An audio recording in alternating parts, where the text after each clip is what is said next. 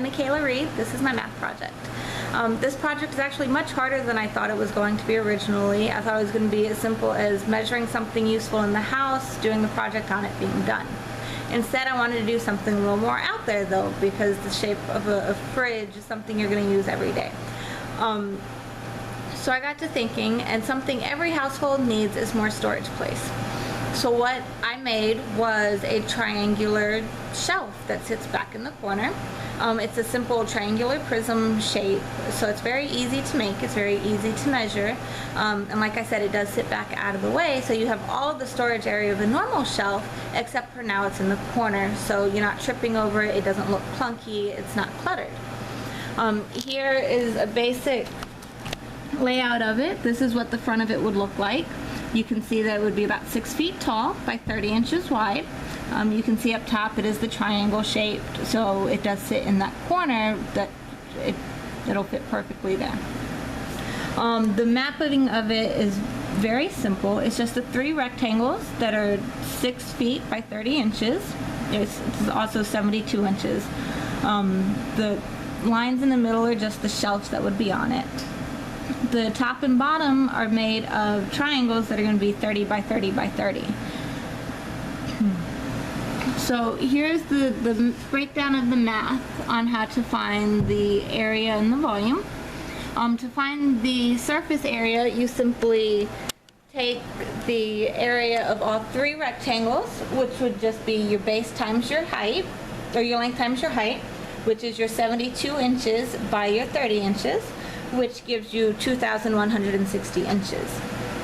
Later you multiply this by 3 to get the full amount of all 3 rectangles. To get the area of the top and the bottom, you have to take half the length of the base times the height. The length is 30 inches, which makes the height approximately 51.96 inches. I did round because it's an ongoing number. So you multiply those together, you get 1,558.8 inches. Now you multiply your 2,160 inches times 3, because you have 3 rectangles, and your 1,558.8 inches by 2, because you have 2 triangles for the top and bottom.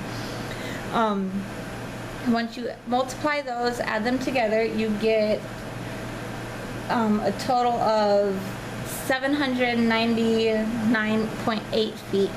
I divided the inches by 12 to put it into feet, so it wasn't a massive number. Or it's 799.8 feet squared.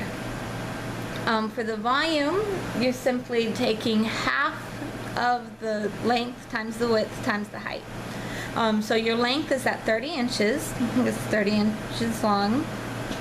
Your height was the 51.96 inches, and then your length is the 72 inches, or your height is the 72 inches. So you multiply all those together, you get 56,116.8 inches cubed, or divided by 12 for feet, it's simply 4,676.4 feet cubed. So after those numbers, you can tell it's definitely large enough to hold all of your books. That's part of why it's 6 feet tall and a full 30 inches wide. But it's definitely out of the way, which is what makes this product such a great idea. It's not the clunky clutter that you would have otherwise. Now, what I really liked about this project was not only is this something that going into teaching I will have to know, because I need to teach my students how to find surface areas. I need to teach them how to find volume of many shapes, not just squares and rectangles, but prisms and triangles and everything else. It's also a wonderful project idea. This is something I could see me taking into a classroom and doing something like this with the classroom and giving them the idea of, look, this is an everyday use. This is something that you will use in your day-to-day life. Please remember this. Here is a way to remember it. And I really like this project because of that. All right. Thank you for watching. Bye.